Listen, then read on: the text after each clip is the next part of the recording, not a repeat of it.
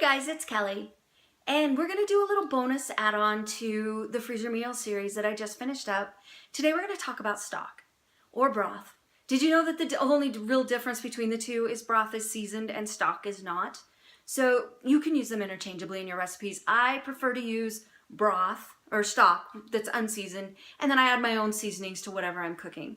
So before we can talk about stock though, we got to talk a little bit about sodium.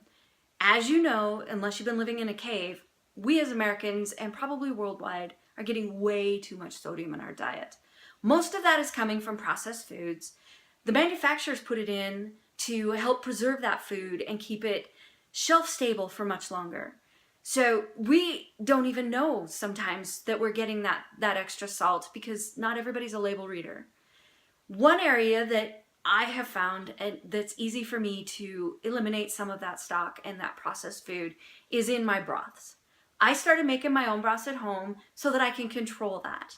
Now, if you recall, when we did the assembly on the freezer meals, I asked you to put all of your vegetable scraps into a bag and to set them back in the fridge so that we could deal with it later. Well, it's later. Let's deal with it. So we're going to take that bag out. You're going to get a nice big stock pot or a couple. If you have a really tall one, that works great. If you don't, break it into two. It's fine. You're going to take about 5 to 8 cups of water. Dump it into your pots.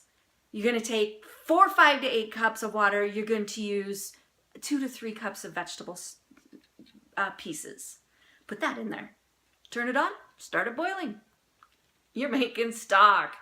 You're awesome. All right, so while that's boiling, you're going to bring it up to a nice boil, put the lid on, turn it down to simmer, and let it simmer for 45 minutes. So here's some tips, though, on which vegetables to use and which you don't want to use. I often try to make sure I have an onion in there, a little bit of onion, garlic, because we eat garlic in our house. I put garlic in everything.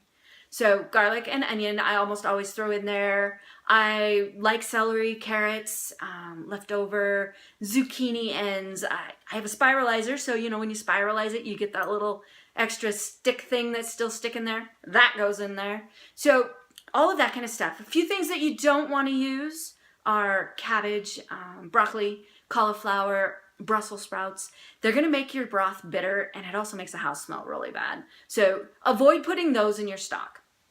Don't put any salt in there. You're going to add that when you're cooking. Add it to your recipe as needed.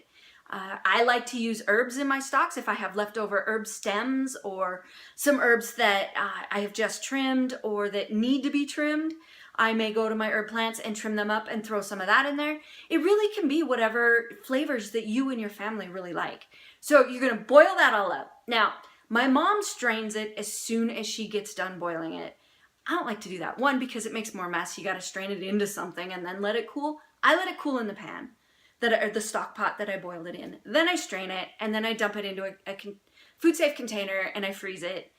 The ones I use hold about 3 cups. Works really well for me. I tend to make large soups, so 3 cups is perfect. Let me show you. I have one here to show you. So this is a vegetable stock that I made just recently. Notice the color. It's fabulous. You have control over that. You can boil it a little longer. You can add more vegetables to give it so much more flavor. Trust me, this is going to be so much more flavorful than anything you can buy in a can at the store. So I freeze it in these, and I'm going to give you the link to these containers if you want because they're fabulous. They seal well. I have thrown them in the dishwasher when I'm done with them and reused them. So they're great. They're the perfect size. So I have that for you. I will put that in the link. If you read my blog post, it will have the basic recipe. It's really just a method. It's not really a recipe because you're going to do what you want. But that'll be in there as well. So take a look, and I expect you to make broth or stock. So let's do it. Stop buying that stuff in a can. All right, this has been Kelly. Thank you.